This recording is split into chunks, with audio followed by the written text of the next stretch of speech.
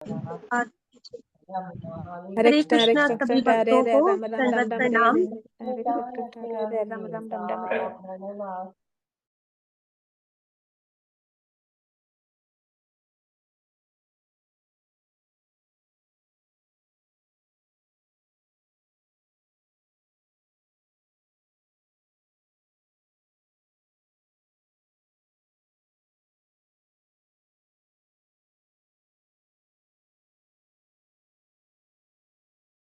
Thank you माता जी।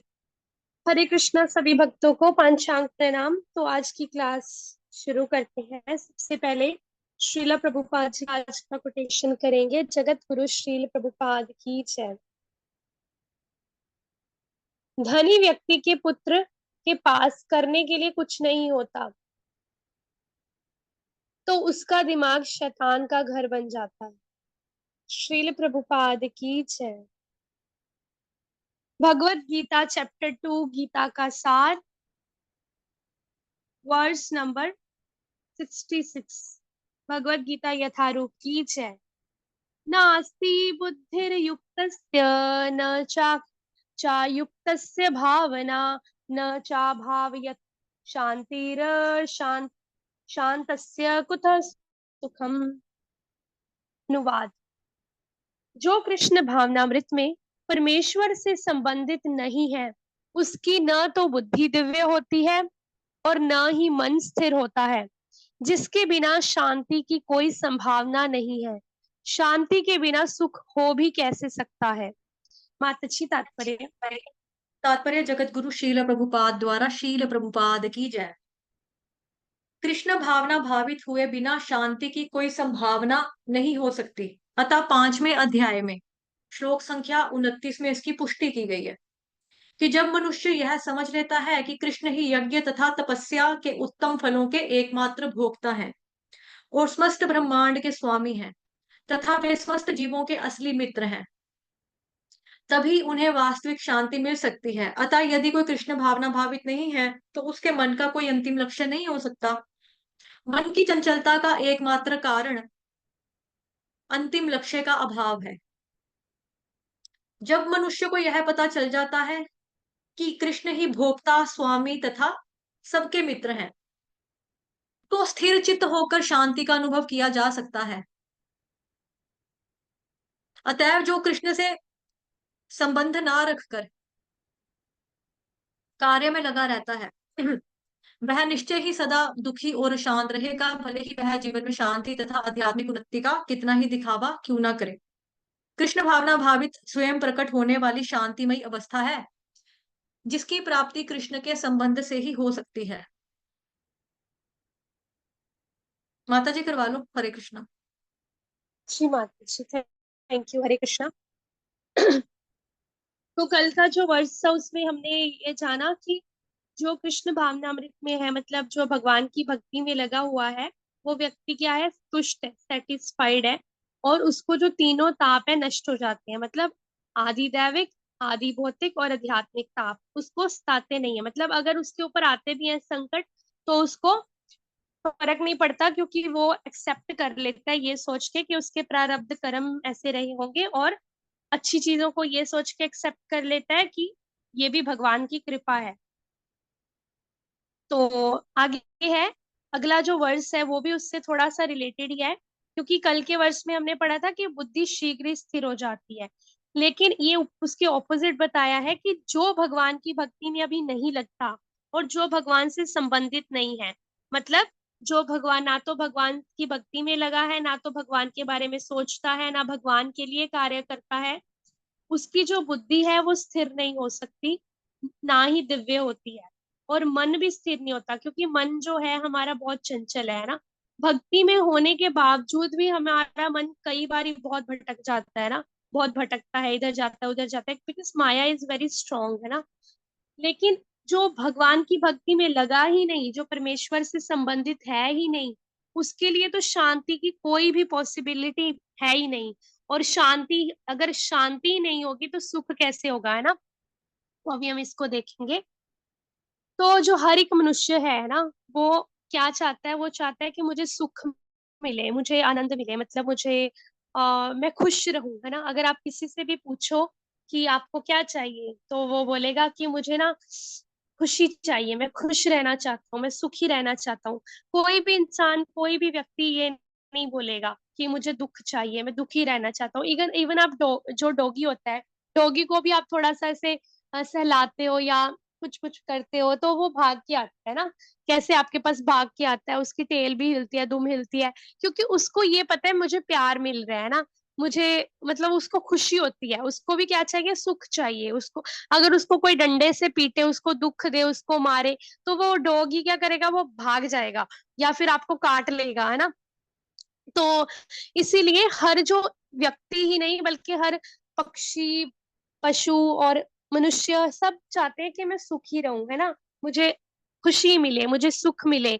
और आप देखोगे कि जब लोग मंदिर में जाते हैं तो या घर पे हवन करते हैं, वो यही बोलते हैं कि हे भगवान, हमारे घर में शांति रखना, हमारे घर में सुख रखना, है ना, हमारे घर में खुशियां रखना, हमारे घर में कोई दुख मत आने देना। मतलब हर किसी को सुख चाहिए। लेकिन यहाँ पे क्या लिखा है, जो भगवान से संबंधित ही नहीं है, जो भगवान की भक्ति में लगा ही नहीं, जो कृष्ण भावनामृत में नहीं है, उसको शांति मिल ही नहीं सकती। और शांति नहीं होगी तो सुख कैसे होगा, है ना। क्योंकि हमारा जो मन है वो बहुत चंचल है, वो बहुत ज्यादा भटकता है। और मन जो है, मन हमेशा शांत रहता है हमारा। वो क्यों होता है, जो लोग भगवान की भक्ति में नहीं लगते, जो भगवान की नाम जप नहीं करते, क्योंकि हम हर चीज को क्या सोचते हैं, स्पेशली अभक्त जो होते हैं वो क्या सोचते हैं कि हर चीज को वो भोगना चाहते हैं। यहाँ पे बताया गया है 5वें अध्याय में, भगवत गीता के 5वें अध्याय में 5.29 में इसकी पुष्टि की गई है। तो 5.29 वाला श्लोक यहाँ पे दिया नहीं है, तो श्लोक है, उक्ताराम यज्ञ तपसाम सर्वलोक महेश्वरम सुहृदम सर्वभूतानाम ज्ञात्वा माम शांति मृच्छति। मतलब मुझे समस्त यज्ञों तथा तपस्याओं का परम भोक्ता, समस्त लोकों तथा देवताओं का परमेश्वर एवं समस्त जीवों का उपकारी एवं हितैषी जानकर मेरे भावनामृत में पूर्ण पुरुष भौतिक दुखों से शांति लाभ करता है। ठीक है, इसको चाहे आप नोट कर लेना, 29 वाला वर्ष। इसमें भगवान श्री कृष्ण क्या कह रहे हैं कि भगवान को ही जो ये मानता है कि भगवान ही जितने भी यज्ञ तपस्याएं हैं उन सबके परम भोक्ता है, मतलब भगवान ही भोक्ता है। और क्या है, भगवान ही स्वामी है हर एक वस्तु के, हर एक चीज के। और भगवान को हमने क्या जाना है, परम उपकारी और हितैषी, कि भगवान ही हमारा उपकार करेंगे। मतलब सब कुछ क्या है, कृष्णा पे डिपेंडेंट है। अगर हम ये सोच लेंगे कि हम ही स्वामी हैं, हम हर एक चीज को भोगना चाहते हैं ना, हमारी क्या मेंटेलिटी है कि हम ही हर एक चीज वस्तु के स्वामी बनना चाहते हैं।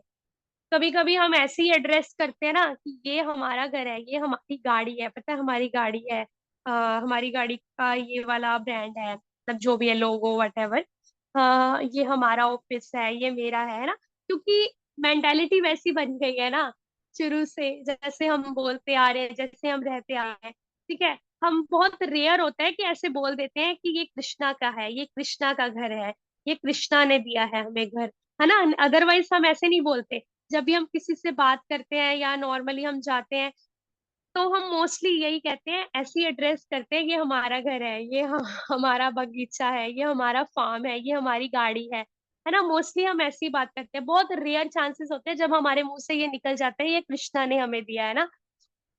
तो इसीलिए जो हर एक मनुष्य है ना, स्पेशली अभक्त, वो क्या चाहते हैं, वो क्या अपने आप को स्वामी मानते हैं। तो जब हम हर एक वस्तु को भोगना चाहेंगे कि मैं ही इसको भोग लूं, मैं ही इससे अपनी इंद्रियों को संतुष्ट कर लूं, सेंस ग्रेटिफिकेशन कर लूं, तो हम ना कभी शांति महसूस कर ही नहीं पाएंगे, मतलब सुख में रह ही नहीं पाएंगे। क्योंकि हमें, जैसे कि पिछले वर्ष में हमने पढ़ा था कि अगर हमें चीज मिल जाएगी तो हमें और अटैचमेंट होगी ना, अटैचमेंट होगी और लस्ट आएगी, हमें चाहिए होगा और मिले, और मिले, और भोगूं, और ज्यादा भोग करूं, और ज्यादा मजा लूं, है ना। तो मेरे पास और धन आना चाहिए, और वस्तुएं आनी चाहिए।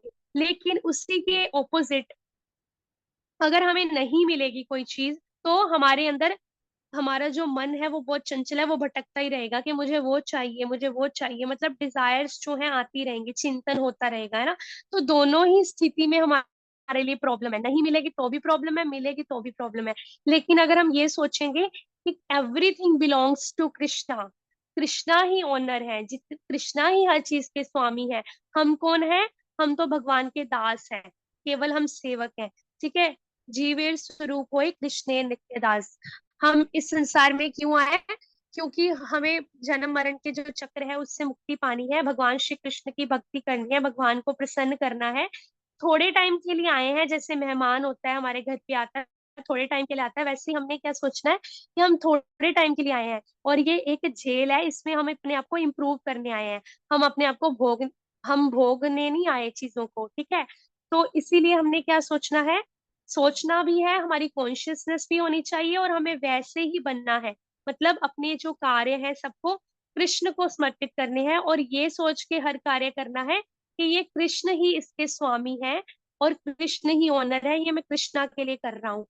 तो यहाँ पे लिखा है कि जब तक हम ये नहीं सोच लेते तब तक हमें शांति नहीं मिलेगी। फॉर एग्जाम्पल, आप किसी कॉरपोरेट में हो, ठीक है, आप किसी ऑफिस में काम करते हो, तो आप उस ऑफिस के एम्प्लॉय हो, आप सुबह जाते हो, आप काम करके शाम को आ जाते हो। अगर आप उस ऑफिस में बॉस भी है, उसका बॉस का भी बॉस है, मैनेजर भी है, ठीक है, हेड भी है, लेकिन अगर आप ये सोचने लग जाओ कि ये ऑफिस तो मेरा है, ये तो मेरी प्रॉपर्टी है, मैं यहाँ पे काम करने लग गया तो ये मेरा हो गया है ना, अगर आप ये सोच लोगे तो ये हमारी कितनी बड़ी मूर्खता है ना। जबकि वो ऑफिस हमारा नहीं है, वो ऑफिस का ओनर कोई और है, और जो मैनेजर है वो भी ओनर नहीं है, उसको भी पोस्ट बस उसको भी एम्प्लॉय रखा हुआ है ना बॉस ने। तो अगर हम ये सोचने लग जाएं ये ऑफिस मेरा है, मैं तो इसको छोड़ के नहीं जाऊंगा, यहाँ तो मेरा ही राज हो गया, तो अंदर क्या है, हम अंदर अंदर जलते रहेंगे, है ना, जेलेसी की भावना आती रहेगी उस पर्सन के कि नहीं ये तो मेरा ऑफिस है, ये तो मुझे चाहिए, ये तो मेरी प्रॉपर्टी है, मैं कैसे हड़पूं। लेकिन ये नहीं हो सकता, ये हमारी मूर्खता है ना। हम सिर्फ वहां के एम्प्लॉय हैं, हम थोड़े टाइम के लिए आए हैं, काम करके चले जाएंगे, हमें सैलरी मिल जाएगी। तो वैसे ही अगर हम ये सोच लें कि ये सब कुछ मेरा है, मैं इसको भोगूंगा, मैं ये करूंगा, मैं अपने आप को खुशी दूंगा, मैं अपने आप को शांति दूंगा, जबकि ये शरीर भी हमारा नहीं है ना, ये शरीर भी हमें थोड़े टाइम के लिए मिला है भगवान कृष्ण की तरफ से, है ना, ताकि हम भगवान की भक्ति कर सकें। तो हमें क्या हमारी मेंटेलिटी, क्या हमारी कॉन्शियसनेस होनी चाहिए कि कृष्ण ही भोक्ता राम है, कृष्ण ही सभी यज्ञों के, तपस्याओं के, सभी वस्तुओं के स्वामी कृष्ण है, एवरीथिंग बिलोंग टू कृष्णा। और कृष्ण क्या है? समस्त जीवों के असली मित्र है कृष्ण भगवान। जितने भी हम जीव हैं, हम सबके मित्र हैं। मतलब भगवान नहीं हमारा अच्छा सोचेंगे तो और कौन सोचेगा, लेकिन हम क्या सोचते हैं कि हम ही अपने बारे में सोच लेंगे, हमें पता है हमें कैसे अपने आप को खुश रखना है, हम ये सोच लेते हैं ना। तो वहीं पे हम क्या हो जाता है, गलत हो जाते हैं। और जब हम ऐसे सोच लेते हैं कि मैं ही अपने आप को खुश कर दूंगा, मैं ही अपने आप सब करके सब कुछ अपना बिजनेस चला के, अपना काम करके, अपने लिए खा पी के अपने आप को खुश रखूंगा, तो हमें शांति कभी मिल ही नहीं सकती, क्योंकि हमें और ज्यादा लस्ट बढ़ेगी, और ज्यादा पाने की इच्छा चाह होगी, और हम अंदर ही अंदर दुखी होते रहेंगे, है ना। मन हमारा जो है कभी भी शांत नहीं रहेगा। इसीलिए अतः यदि कोई कृष्ण भावना भावित नहीं है, उसके मन का कोई अंतिम लक्ष्य नहीं हो सकता। लेकिन जब हम भगवान कृष्ण की भक्ति में लग जाते हैं तो हमें ये पता चल जाता है कि हम भगवान के सेवक हैं, हमारा एकमात्र लक्ष्य क्या है, भगवान श्री कृष्ण को खुश करना, और अपनी सारी इंद्रियों को, फिर से वही श्लोक आ गया, अपनी सारी इंद्रियों को भगवान श्री कृष्ण की सेवा में लगाना। ऋषिकेन ऋषिकेश वाला अभी जो डिवोटिस ने नहीं सुनाया, अभी आज हम सुनेंगे, ठीक है, आज सबके हैंड रेज होने चाहिए। तो भगवान श्री कृष्ण की हमें सेवा में अपनी सारी इंद्रियों को लगाना है, हमें ये हमारी कॉन्शियसनेस होनी चाहिए, क्योंकि भगवान ही हर वस्तु के क्या है, स्वामी है और भोक्ता राम है। ठीक है, और नहीं, तब तक हमारा मन जो है शांत नहीं होगा, जब तक हम अपनी इंद्रियों को भगवान की इंद्रियों को तुष्ट करने में नहीं लगाएंगे। ठीक है, तो जब हम अपनी इंद्रियों को भगवान की सेवा में लगा देंगे, तो आप देखोगे कि जब भगवान को हम हमारा कुछ मन करता है अच्छा अच्छा खाने का, और वही चीज हम भगवान को भोग लगा के खाते हैं, तो कितना सेटिस्फेक्शन मिलता है ना। ये गुरु अष्टकम है जो जो हम सुबह गाते हैं, मंगला आरती, उसमें भी आता है ना चतुर्विधा श्री भगवत प्रसाद स्वाद्वान तृप्तान हरिभक्त संघान कृतवैव तृप्तिं भजत सदैव वंदे गुरो श्री चरणारविंदम। मतलब भगवान श्री कृष्ण को जो है चार चतुर्विधा है ना, चार टाइप के भोजन का जो भोग लगाया जाता है। और उससे क्या होता है, जब गुरुदेव है ना, गुरुदेव भक्तों को, सभी डिवोटीज को भगवान का प्रसादम खाते देखते हैं तो वो भी तुष्ट हो जाते हैं ना, उनको भी खुशी मिलती है, उनको भी सेटिस्फेक्शन मिलती है। तो वैसे ही जब हम भगवान का प्रसादम खाएंगे, अपनी इंद्रियों को भगवान की सेवा में लगा देंगे, तो ऑटोमेटिकली हमें बहुत खुशी मिलेगी, बहुत ज्यादा हमें शांति मिलेगी। तो हमें क्या करना है, हमें अपनी सारी इंद्रियों को भगवान की सेवा में लगानी है। तो उससे क्या होगा, उससे शांति और आध्यात्मिक उन्नति भी होगी हमारी, ठीक है। और यहाँ पे एक और चीज है बहुत इंपॉर्टेंट, यहाँ पे लिखा है कि वो व्यक्ति निश्चय ही हमेशा ही दुखी और शांत रहेगा, चाहे ही भले ही वो जीवन में शांति और आध्यात्मिक उन्नति का कितना भी दिखावा क्यों ना कर ले, अगर उसने अपनी इंद्रियों को भगवान की सेवा में नहीं लगाया, ठीक है। जो कृष्ण से संबंध ना रख के बाकी के कार्य में लगा रहता है, ठीक है। कई कई बार हम देखते हैं कि ऊपर ऊपर से लोग दिखावा करते हैं कि मैं बहुत भक्त हूँ, है ना, मतलब जाप नहीं करते, बट वो बोलते हैं कि मैं बहुत भक्त हूँ, मैं भगवान श्री कृष्ण के भगवान श्री कृष्ण को बहुत मानता हूँ, मैं बहुत बिलीव करता हूँ कृष्णा में।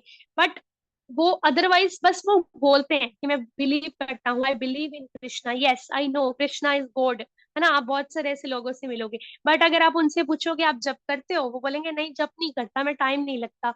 और अगर आप बोलोगे कि आप हम आपको बताएं कैसे जप करना, तो वो कहेंगे नहीं नहीं रहने दो, फिर मैं जप नहीं कर पाऊंगा, क्या फायदा, मेरे को बहुत सारे काम होते हैं, टाइम नहीं लगेगा, तो मेरे को फिर पाप लगेगा, रहने दो।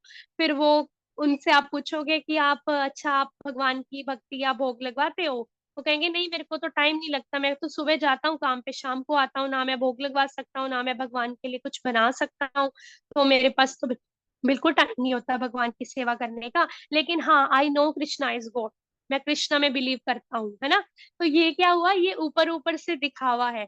बट असल में अगर आप उनसे पूछते हो, तो वो कुछ लोग बताते हैं कि नहीं मैं कृष्णा के लिए नहीं करता, क्योंकि मेरे पास टाइम नहीं होता ना इतना, और मैं नहीं कर सकता इतना, जब मेरे पास मतलब मेरे को पता भी नहीं है इतना करने का, ठीक है। तो ये क्या होता है, तो वो लोग क्या, उनको शांति और सुख मिल जाएगा, नहीं मिल सकता, क्योंकि वो ऊपरी दिखावा है। शांति कब मिलेगी, जब वो सीरियसली अपनी इंद्रियों को भगवान की सेवा में लगाना शुरू करेंगे, जब वो नाम जप करना शुरू कर देंगे, तो वो अपने आप ही सेटिस्फाई हो जाएंगे। क्योंकि नाम जप ही ऐसा है कि अपने आप ही आपको जो है आपकी इंद्रियों को कंट्रोल में करता है ना। हमने पिछले वर्ष में भी पढ़ा था कि आपकी इंद्रियां अपने आप कंट्रोल में हो जाएंगी जब आप उनको भगवान की सेवा में लगाते हो। लेकिन जो विवेकी पुरुष भी होता है, वो अब भगवान की सेवा में, भगवान की सेवा किए बिना अपनी इंद्रियों को कंट्रोल में नहीं कर सकता, ठीक है। तो आज की शिक्षा यही है कि बुद्धि जो है हमारी दिव्य होगी, मन स्थिर होगा और शांति और सुख होगा। कैसे, जब हम ये मानेंगे, ये हमारी कॉन्शियसनेस होगी कि केवल कृष्णा ही स्वामी है, कृष्णा ही हर वस्तु के ऑनर है, एंड हम क्या है, हम क्या है, हम शाश्वत सेवक है, नित्य दास है। और हमारा एकमात्र लक्ष्य क्या है, भगवान की इंद्रियों को तुष्ट करना और भगवान श्री कृष्ण की सेवा करना, और फल की कोई आशा न रखना। मतलब ये नहीं सोचना कि मैं भगवान को खुश करूंगा तो मेरे को बदले में भगवान जी बहुत सारी खुशियां देंगे, मैं भगवान की सेवा करूंगा तो मेरी जिंदगी में कोई दुख नहीं आएगा, मेरे को बहुत खुशी मिल जाएगी, मेरे को भगवान जी बहुत शांति देंगे। ये हमने नहीं सोचना, क्योंकि अगर हम ये सोच के भगवान की सेवा करेंगे ना, तो दैट मीन्स हम सेल्फिश हैं, हम फिर भी अपने बारे में सोचते हैं, ठीक है। ये गिव एंड टेक वाला सीन नहीं रखना हमने, हमने केवल ये सोच के भगवान की सेवा करनी है। क्योंकि भगवान अगर हमें सारी खुशियां सारे सुख यहीं पे दे देंगे, तो फिर तो हम इस संसार से निकलना ही नहीं चाहेंगे, है ना। हम तो बोलेंगे कि नहीं ये संसार तो बहुत अच्छा है, यहाँ पे तो बहुत खुशियां मिल रही है, यहाँ पे तो बहुत सुख मिल रहा है, मुझे तो जाना ही नहीं है इस संसार से, मैं तो यहीं पे बैठा रहूंगा ना। तो इसीलिए दुख आने भी जरूरी है। जब दुख आते हैं, कष्ट आते हैं, तो हमारे मुंह से क्या निकलता है कि अच्छा है भगवान, अच्छा है, हम आपने हमें अपनी भक्ति में लगाया, जल्दी जल्दी से इस संसार से निकलेंगे ना, तभी हमें खुशी मिलेगी, है ना। तो थोड़े थोड़े दुख, थोड़े थोड़े प्रॉब्लम्स आनी भी भगवान इसीलिए आती हैं हमारी लाइफ में, ताकि हम भगवान के और करीब हो सकें, भगवान को और ज्यादा प्रेम कर सकें, ठीक है। तो हरे कृष्णा सभी भक्तों को पंचांग प्रणाम। जी माता जी।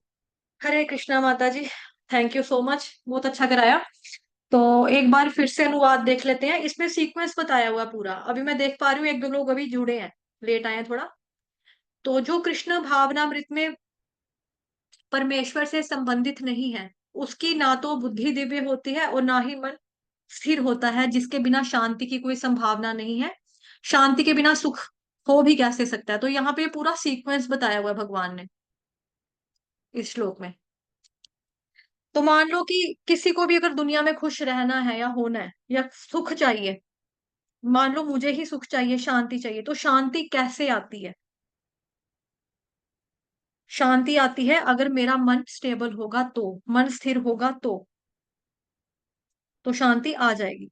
मन कैसे स्थिर होगा? मन स्थिर होगा जब बुद्धि दिव्य हो जाती है तब, तो फिर मन स्थिर हो जाता है। तो बुद्धि कैसे स्थिर होती है? अगर कोई व्यक्ति कृष्ण भावनामृत में परमेश्वर से संबंधित हो जाएगा, तब उसकी बुद्धि स्थिर हो जाएगी। यानी कि ना, जब जो कोई कृष्ण भावनामृत परमेश्वर से संबंधित नहीं है, उसकी ना तो बुद्धि दिव्य होती है और ना ही मन स्थिर होता है। तो कृष्ण भावनामृत में रहना बहुत ज्यादा जरूरी है, कृष्ण भावनामृत होना बहुत ज्यादा जरूरी है, तभी करके आपका मन भी स्थिर होगा, बुद्धि भी स्थिर होगी। अगर ये नहीं होगा तो बुद्धि स्थिर नहीं होगी, बुद्धि स्थिर नहीं होगी तो फिर हमारा मन जो है वो भी स्थिर नहीं हो पाएगा। मन अगर स्थिर नहीं है आपका, तो फिर आपको शांति मिल नहीं सकती है। शांति नहीं मिलेगी तो सुख कहाँ से अनुभव करोगे? सुख भी नहीं मिलेगा। तो इस सीक्वेंस को हमको समझना है। तो वास्तव में सुख कैसे प्राप्त होगा? जब परमात्मा के लिए हमारे दिल में प्यास होएगी तब। प्यास होती कब है? अपने मन को अगर परमात्मा की, भगवान की प्यास लगानी है तो क्या करना पड़ेगा? प्रयास करना पड़ेगा हमें। जैसे जब हम कैसे करते हैं, आपने देखी होगी ना एडवर्टीजमेंट, उसकी आती थी करीना कपूर की आती थी, एक लिम्का की एडवर्टीजमेंट आती थी कि, और साथ में शायद वो जब वो ये मैट में भी बोलती ना, पानी के लिए कुछ बोलती है कि कुछ भी कर लो, कुछ भी पी लो, ये लिम्का फेंटे जो है ये नहीं बुझा सकते, पानी पानी ही होता है। और एक यही सेम लिम्का वाले ये भी एड में बोलते थे ना कि प्यास बढ़ाओ, प्यास बढ़ाओ, फिर जब आप एक घूंट पियोगे तो फिर आपको मजा आएगा। प्यास बढ़ाओ, तो हमने भी क्या करना है? आध्यात्मिक प्यास बढ़ानी है, भगवान जी की भक्ति बढ़ानी है। जैसे यूजली क्या होता है कि जब हम कभी वर्कआउट करते हैं, सैर करते हैं, वॉक पे निकल जाते हैं, रनिंग करते हैं, जॉगिंग करते हैं, तो क्या होता है, हमें हमारा मुंह सूखता है, हमें प्यास लगती है। जैसे हरे कृष्ण महामंत्र भी अगर आप जब करते हैं ना, जब आप जप करते हो, तब भी आपको प्यास लगती है। बट ये प्यास लगती भी है ना जब आपको पानी की भी प्यास लगेगी ना, मतलब जैसे हमने वर्कआउट किया, फिजिकली वर्कआउट किया, तब हमको जो प्यास लगेगी वो हम पानी से बुझेगी। लेकिन जो आध्यात्मिक प्यास है वो कैसे बुझेगी और कैसे जगेगी? जब आप भगवान का नाम लोगे, हरि का नाम लोगे ना, तो आपको प्यास लगने लगेगी। मुंह भी सूखेगा आपका भगवान का नाम लेते रहते, लेकिन आपका तब पानी पीने का मन नहीं करेगा। तब आपको लगेगा कि एक माला और कंप्लीट कर लेते हैं ना। जैसे मान लो कि कई मेरे कांटेक्ट में डिवोटीज हैं, हाँ मेरे फ्रेंड्स हैं, वो क्या करते हैं कि जब वो जपा करते हैं, उनको मुंह सूखता है, प्यास लगती है ना, तो पानी नहीं पीते। वो कहते हैं अभी तक हमारी 25 राउंड पूरे नहीं हुए, जब तक 25 नहीं हो जाएंगे, जब तक 40 नहीं हो जाएंगे, जब तक 64 नहीं हो जाएंगे, या जब तक मैं पूरा आज का कोटा पूरा नहीं कर लूंगा या कर लूंगी, तब तक मैं पानी की एक बूंद भी नहीं पीऊंगी। अब ये वाला जो पानी का त्याग है ना, बेसिकली ये त्याग कैसे कर पा रहे हैं? बिकॉज उनकी आध्यात्मिक प्यास जो है ना वो बढ़ी हुई है, स्पिरिचुअली वो बढ़ चुके हैं कि हम हरि का नाम और जप लें, थोड़ा सा और ले लें, एक माला और फिर पीते हैं, दो माला और फिर पीते हैं। तो यहाँ पर आध्यात्मिक जो प्यास है वो हमको बढ़ानी होती है। और आध्यात्मिक प्यास कैसे बढ़ती है? कोशिश करने से, प्रयास करने से। जब तक हम प्रयास नहीं करेंगे तब तक हमारी स्पिरिचुअली प्यास जो है ये नहीं बढ़ेगी। और जब हमारी प्यास बढ़ती है तब हम भगवान की तरफ मुड़ते हैं। और ये प्यास जो होती है बहुत ही संतोष देने वाली होती है। जब आप भगवान की तरफ भी अपना मुंह करते हो, भगवान जी की तरफ आप देखते हो, भगवान की तरफ आप लगते हो, उनके चरणों की सेवा में जुड़ते हो, है ना, तो आपको ये सेटिस्फेक्शन वाली प्यास आपकी, मतलब एक तरह की तृप्ति आपको देगी, अनुभव होगा। और जो संसारिक प्यास होती है ना, वो इंसान को मार देती है। जितनी मर्जी आप उस प्यास को बढ़ा लो, क्योंकि संसारिक प्यास कभी ना खत्म नहीं होने वाली है। अभी मान लो कि मैंने पानी का गिलास पिया, फिर थोड़ी देर के बाद लगेगा यार गर्मी बड़ी लग रही है, मौसम ऐसे ही है सड़ा हुआ, तो क्या करते हैं, लस्सी पी लेते हैं। लस्सी पियेंगे तो थोड़ा सा शाम को मन करेगा, मिल्क शेक पी लेते हैं। तो मतलब कि प्यास में भी हमारे पास वैरायटी है ना, संसारिक में तो बहुत सारी वैरायटी है। सर्दी में सूप चाहिए पीने के लिए, किसी को पानी चाहिए, किसी को मैंगो शेक चाहिए, किसी को बनाना शेक चाहिए। तो ऐसे ही बढ़ती रहती है हमारी मतलब जो संसारिक प्यास होती है। ये तो जीव की प्यास बता दी, मतलब गले वाली प्यास। अदरवाइज बहुत सारी तरह की प्यास भी होती है। पैसा कमाने की भूख, है ना। फिर जमीन इकट्ठा करने की, प्रॉपर्टी को बनाने की, मतलब प्रॉपर्टी। जैसे देखो, ये नहीं हम कह रहे कि मतलब कि प्रॉपर्टी मत बनाओ, तो सड़क पे थोड़ा रहना किसी इंसान ने, रहना तो अपने घर पे ही है ना। और हर व्यक्ति चाहता है कि उसके पास अपनी खुद की छत हो, ना कि वो किराए के ऊपर रहे कहीं पे। अपनी छत हर व्यक्ति चाहता है ना। ऐसे ही संसार में जो भौतिक सुख होते हैं ना, वो भौतिक प्यास जब तक इंसान को लगी रहती है, तब तक इंसान जो होता है वो तृप्त नहीं हो पाता, बिकॉज प्यास कभी खत्म नहीं होती है। वो दिल मांगे मोर, ये दिल मांगे मोर, ये दिल मांगे मोर वाला सिस्टम हो जाता है। और जो आध्यात्मिक प्यास होती है वो कहती है ये दिल मांगे नो मोर। क्यों? क्योंकि उसको सिर्फ कृष्ण के अलावा सांसारिक भूतों का सुख, ये भौतिक संसारिक का सुख चाहिए ही नहीं है। उसकी प्यास उसको है ही नहीं है। इसलिए जितना ज्यादा आध्यात्मिक रूप से व्यक्ति प्यासा होता जाएगा, होता जाएगा, होता जाएगा, उस व्यक्ति में उतनी ही जान होती है, ताकत होती है, शक्ति होती है, तृप्ति भी हो रही होती है साथ साथ में। और जो ये संतुष्टि है, जो तृप्ति है, उसके अंदर और प्यास आती है कि मैं और भगवान जी की सेवा करूं, मैं और उनका श्रवण करूं, और उनका नाम जप करूं, ऐसे करके और ज्यादा प्यास। जब तक और ज्यादा प्यास लगती है ना, तो ये तृप्ति उसको होती नहीं। आध्यात्मिक रूप में कभी भी तृप्त नहीं होता व्यक्ति। उसको लगती रहती है, लगती रहती है, लगती रहती है, लगती रहती है। और उसको उस तृप्ति से, जब तृप्ति होती है ना, तृप्ति के बाद और प्यास लगती है। लेकिन इससे होता क्या है, विषयों से उसका कंप्लीट पूरे तरीके से ना उसको पीछे हो जाता है वो व्यक्ति, छूट जाता है। मतलब कि उसको जो भौतिक विषय होते हैं ना, ये चाहिए, वो चाहिए, गाड़ी चाहिए, बंगला चाहिए, मकान चाहिए, पैसे और चाहिए, कमेटियां डालो, ये करो, वो करो। मेहनत करना अलग बात है, लेकिन लालच करना अलग बात है। अपने बीवी बच्चों का पेट पालना, तो उसका कोई फर्क नहीं है, मतलब उसमें तो कोई दिक्कत नहीं है ना। उसके लिए प्रयास करना, अपने बच्चों को अच्छी एजुकेशन देने के लिए प्रयास करना, मेहनत मारनी, मेहनत करनी। जैसे कई लोग होते हैं सुबह मॉर्निंग में, जो बिल्कुल थोड़े से ऐसे होते हैं, मतलब कि नौकरी पेशे वाले कह लो, या थोड़ा सा गरीब टाइप कह लो उनको, पर मेहनत मेहनत करते हैं, मेहनती होते हैं। जैसे मॉर्निंग में उनको पता है कि हम अखबार बेचेंगे, सुबह सुबह लोग अखबार पढ़ते हैं। 3:30, 2:30 बजे निकल जाते हैं घर से, प्रेस में जाते हैं, अखबार लाते हैं। 6:30, 7, 8 बजे तक सारी अखबारें लोगों को बांट देते हैं। उसके बाद वो जाते हैं ना, मतलब कि अपने ऑफिस के लिए जाते हैं, जो दुकान है कुछ वो खोलते हैं, है ना। फिर पार्ट टाइम कहीं और जॉब करते हैं। तो वो क्या करते हैं, वो तो मेहनत कर रहा है व्यक्ति, कि उसको परिवार पालना है, वो बुरा नहीं है। लेकिन एक लालच होता है, लालच वाली जो प्यास होती है ना, वो प्यास वाली, वो वाली जो प्यास है, वो गंदी प्यास है, वो गलत है। वो कभी पूरी नहीं होती फिर।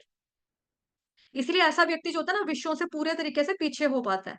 और जो घटिया क्वालिटी के संसारिक भोग होते हैं, उसके अंदर वो कहता है अरे यार छोड़ परे, क्या रखा है इसके अंदर, कुछ भी नहीं है ना, मुझे नहीं चाहिए। इस तरह से वो व्यक्ति मना कर पाता है। और साथ ही दूसरा श्लोक जो माता जी ने ऑलरेडी एक्सप्लेन कर दिया है, 5वें अध्याय का 29वां श्लोक, भोक्ताराम यज्ञ तपसाम सर्वलोक महेश्वरम। कि व्यक्ति को क्या करना है, कि उसको मालूम होना चाहिए कि कृष्ण भगवान जो है ना, वही पूरे ब्रह्मांड के स्वामी है। और जितनी भी चीजें होती है वो उनकी प्रसन्नता के लिए होती है। चाहे वो आप यज्ञ कर रहे हो, तपस्या कर रहे हो, उस तपस्या से मिलने वाले जो भी फल है, वो भी उसके भोक्ता जो है, वो भी भगवान खुद ही है, हम नहीं है। उनकी मर्जी है, वो हमें क्या दें, क्या ना दें, कितना दें, कितना ना दें, वो उनकी इच्छा है। तथा वे समस्त जीवों के असली मित्र हैं। भगवान किसी के भी दुश्मन नहीं है, वो सबके परम हितैषी हैं, असली मित्र हैं, ट्रू फ्रेंड। जो व्यक्ति ये चीज समझ जाएगा, उसको वास्तविक शांति मिल सकती है, बिकॉज उसका कोई संसार में दुश्मन नहीं होगा, दुश्मन नहीं होगा, या फिर वो किसी से इच्छा नहीं करेगा, ईर्ष्या नहीं करेगा, द्वेष नहीं रखेगा। क्योंकि वो कहेगा जैसे मैं भगवान का बच्चा हूं ना, ऐसे वो भी भगवान का बच्चा है। मैं कैसे भगवान जी से बोल सकता हूँ कि इसका बेड़ा गर्क हो जाए तो मेरा बेड़ा पार हो जाए? ऐसे तो नहीं हो सकता ना। जैसे पापा है घर में, मम्मा पापा होते हैं, तो हम ये तो नहीं कह सकते ना, पापा आप ना इसको मार डालो, मेरे को ही प्यार करो। ये जो नहीं हो सकता, क्योंकि माँ बाप के लिए सारे बच्चे बराबर हैं। ऐसे जो व्यक्ति ये समझ जाता है कि परम पिता जो है वो कृष्ण भगवान है, और जैसे हम उनके बच्चे हैं, वैसे हर व्यक्ति उनका बच्चा है। ये कीड़े भी उनके व्यक्ति हैं, कुत्ता भी उनका उनका उनका ही बच्चा है, ये बिल्ली भी, घोड़ा भी, सब उनके हैं। हमें कोई हक नहीं बनता किसी पशु की हत्या करने का, उसको मारने का। क्यों? क्योंकि जैसे भगवान हमारे फ्रेंड है, वैसे भगवान उसके भी फ्रेंड है। तो जो व्यक्ति ऐसा समझ जाता है, उसका कोई दुश्मन नहीं होता। जब दुश्मन नहीं होगा किसी से, उसको ईर्ष्या नहीं होगी, जलन नहीं होगी कि उसके पास इतना और मेरे पास कितना कम है। ठीक है? तो भौतिक संसार में क्या होता है? भौतिक संसार तो टोटली उल्टा होता है। फिल्मी गाना, वो गाने भी है ना, कैसे कैसों को दिया है, ऐसे वैसों को दिया है, मुझको भी तो लिफ्ट करा दे। मतलब भगवान को कह रहे हैं कैसे कैसों को दिया है, तो दैट मीन्स कहीं ना कहीं ईर्ष्या हो रही है ना, कि उसको दिया है, आय हाय, ऐसे ऐसों को दिया है, तो मेरे को देते क्या प्रॉब्लम थी, मेरे को भी तो दे दो, मुझे भी तो चाहिए। तो इस तरह से वो जो व्यक्ति होता है, वो क्या कहता है कि भगवान एकमात्र भोक्ता है, वो ब्रह्मांड के स्वामी हैं, और जितने भी जीव हैं, समस्त जीव उनके वो फ्रेंड हैं, हितैषी हैं, भगवान किसी का बुरा नहीं चाहते। तो मेरे कहने से किसी का बुरा होगा भी क्यों? और मुझे भी किसी का बुरा नहीं मानना चाहिए, अपने खुद के भाई का, बहन का नहीं मानना चाहिए। अगर कोई अपना भाई बहन अच्छा खा रहा है, पहन रहा है, तो उसमें जलना नहीं चाहिए। तो ऐसा व्यक्ति जब हो जाता है, तो भी उसको वास्तविक शांति मिल सकती है। ठीक है? और दूसरा, माता जी ने ये भी चीज बोली थी कि हमें ये नहीं करना है कि आप मुझे ये दो भगवान जी, फिर मैं इतना इस रूप में प्रसाद चढ़ाऊंगा, जो भी एक तरह का माता जी कह रहे थे ना, कि हमें इस तरह से भगवान जी से सट्टा बट्टा टाइप नहीं करना, या डील नहीं करनी, जैसे बिजनेसमैन आपस में डील करते हैं, ये हो जाएगा तो तुम्हें ये मिलेगा, इसके बदले ये दे देंगे, वैसा नहीं है। यहाँ पर आपको मिले या ना मिले, आपको केवल भक्ति करनी है। ठीक है? तो यहाँ पे मन को कैसे स्थिर करना है? भगवान जी के चरणों में लगाकर अपने मन को आपको स्थिर करना है, अपनी सारी इंद्रियों को भगवान जी की सेवा में लगाकर शुद्ध करना है, पवित्र करना है। तो उसी से हम जो है भगवान जी की भक्ति में कर करके ही हम स्थिर हो जाएंगे। मन भी स्थिर होगा, बुद्धि भी स्थिर होगा, जब हमारी इंद्रियां भगवान जी की सेवा में नियुक्त होंगी। और माता जी ने कहा था श्लोक सुनना है। कौन सुना रहा है? सुनाएगा कोई? जो सुनाना चाहता है हैंड रेस करो। कौन सा श्लोक था? सर्वोपाधि विनिर्मुक्तम ना माता जी? वो रोज हमने वो बताते हैं जो क्लास में, भक्ति रसावली सिंधु ग्रंथ का है ना। हैंड जी रेस किया माता किसी जी। ने? हैंड रेस किया? किसी ने हैंड रेस नहीं किया, कोई भी सुनाना नहीं चाहता, क्योंकि सब सुनने के लिए आते हैं, सुनाना कोई नहीं चाहता है। चलो ठीक है, एक बार हम और सुना देते हैं। श्री ये भक्ति रसावली सिंधु ग्रंथ, उसका है जी पहले खंड का, पहले अध्याय का 12वां नंबर का श्लोक। सर्वोपाधि विनिर्मुक्तम तत्परत्वेन निर्मलम ऋषिकेण ऋषिकेश सेवनम भक्तिरुच्यते। मनुष्य को सभी प्रकार की उपाधियों से, भौतिक उपाधियों से मुक्त हो जाना चाहिए, और कृष्ण भावनामृत द्वारा समस्त भौतिक कल्मश से शुद्ध हो जाना चाहिए, अपनी शुद्ध पहचान प्राप्त करनी चाहिए, ताकि वह अपनी समस्त इंद्रियों को भगवान की जो कि सभी की इंद्रियों के स्वामी हैं, उनकी सेवा में लगाए। हरे कृष्ण। किसी का मैसेज आया है? सब लर्न करेंगे? अच्छा, ओके। विनीता माता जी ने सबको होमवर्क दे दिया कि सब लर्न करेंगे आज श्रीमद ये भक्ति रसावली सिंधु ग्रंथ का पहले खंड का, पहले अध्याय का श्लोक संख्या 12। सर्वोपाधि विनिर्मुक्तम तत्परत्वेन निर्मलम। ठीक है? किसी का कोई प्रश्न, कुछ माता जी से कोई पूछना चाहता है? विनीता माता जी से कोई क्वेश्चन? रोहिणी माता जी जी, रोहिणी माता जी। हरे कृष्णा। हरे कृष्णा माता जी। हरे कृष्णा। हरे कृष्णा, दंडवत प्रणाम। माता जी, ये जो श्लोका है इसको आप ग्रुप में ये शेयर कर दीजिएगा। ठीक है माता जी। ये जब आप भक्ति हरे रसावली सिंधु की क्लास पढ़ रहे थे ना माता जी, तब भी मैंने लर्न करवाया था, अगर आपको याद होगा, तब आप आते थे क्लास में। जी चलो मैं माता डाल जी, दूंगी। मुझे याद। कोई बात नहीं, जी मैं डाल माता जी। दूंगी। सोम्या माता जी भी कह रहे हैं कि प्लीज ग्रुप में डाल दो, ग्रुप में डाल दो। मैं ग्रुप में डाल दूंगी। ठीक है? जी माता जी। हरे कृष्ण। और किसी का कुछ नहीं है? चलिए ठीक है। वांछा कल्पतरुभ्यश्च कृपा सिंधु एव च पतितानां पावनेभ्यो वैष्णवेभ्यो वैष्णवेभ्यो नमो नमः। अनंत कोटि वैष्णव वृंद की जय, जगत गुरु श्री प्रभुपाद की जय, श्री कृष्ण चंद्र भगवान की जय।